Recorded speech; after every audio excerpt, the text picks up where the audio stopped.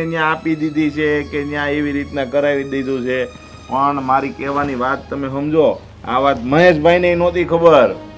તે આ છે ને બધું જો અમે નરેશભાઈને મળ્યા હતા, નરેશભાઈને વાત કરી તો નરેશભાઈ પહેલાં તો કે અમારે ઘરે બહુ સારું છે ને પછી એના છોકરાની વાત કરી ત્યારે એણે કીધું કે ભાઈ આ ઈ એક વસ્તુની થોડીક ખોટ છે અમારી ઘરે. પણ નરેશભાઈ માણાય બહુ ભગવાનના છે, એ એકદમ ભોળા માણસ છે.